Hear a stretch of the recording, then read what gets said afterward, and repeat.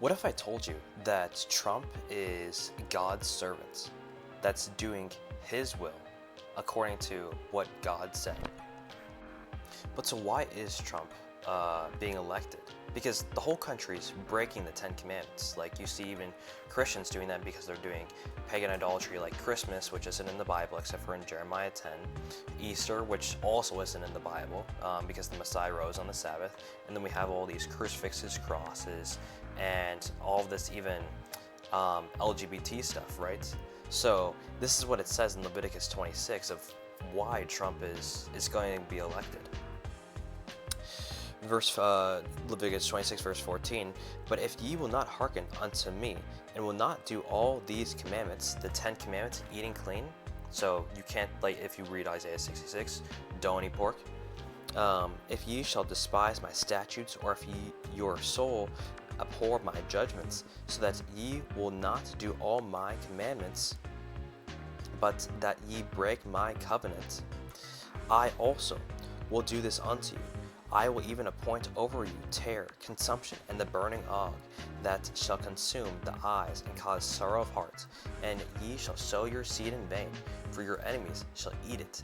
And I will set my face against you, and ye shall be slain before your enemies. They that hate you shall reign over you, and ye shall flee when none pursueth you. So, Trump is being elected because of breaking the Ten Commandments, and people are not eating clean.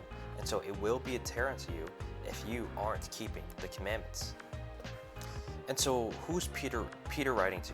The epistles of Peter. He's writing to the people in Babylon. Read 1 Peter 5. And so the same thing happened in Jeremiah, because they were in Babylon and there was Nebuchadnezzar. And so just like how Trump is being elected as president over Mystery Babylon, America, there was also a Nebuchadnezzar who was of Babylon. And what does God call Nebuchadnezzar?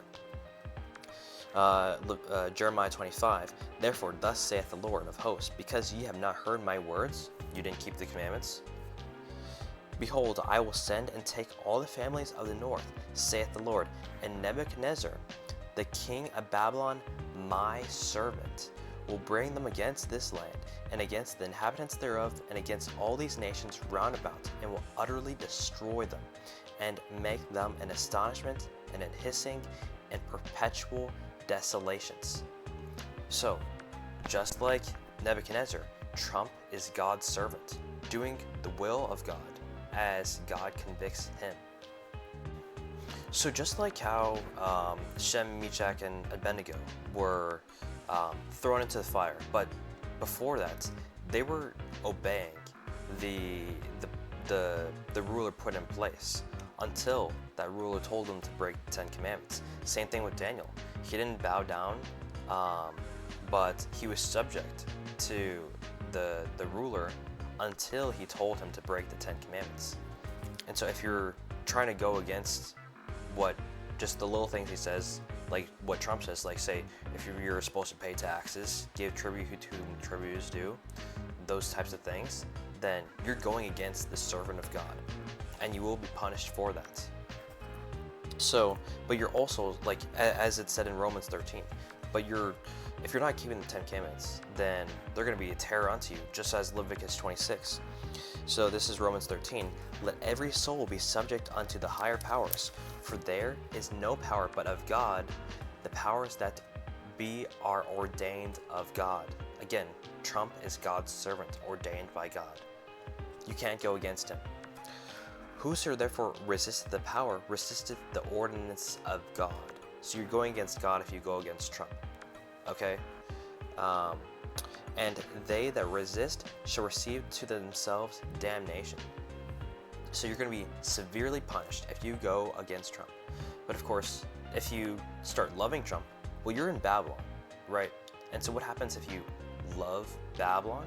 You're going to stay in Babylon. For rulers are not a terror to good works, but to evil.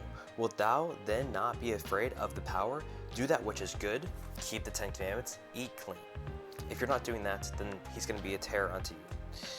And thou shalt have praise of the same, for he is the minister of God, to thee for good. But if thou do that which is evil, be afraid. For he beareth not the sword in vain, for he is the minister of God, a revenger to execute wrath upon him that doeth evil. So if you're breaking the 10 Commandments and eating pork, shellfish, whatever, then Trump is appointed to be wrath unto you. So you know how in Revelation it says Babylon is fallen, that great city, right? And Jeremiah 50, it talks about that same Babylon, but this is prophetic now. Of course, talking about the Babylon then, but prophetic for this Babylon, America. And don't believe that it's America? Well, look at this. Jeremiah 50, verse 23. How is the hammer of the whole earth cut asunder and broken? How is Babylon become a desolation among the nations? And who does everybody think that the hammer of the world is? America. So now, why should you flee out of Babylon? Well, you're commanded to by God. And fleeing out of it doesn't mean like, oh, you need to start going like hiking out of the country.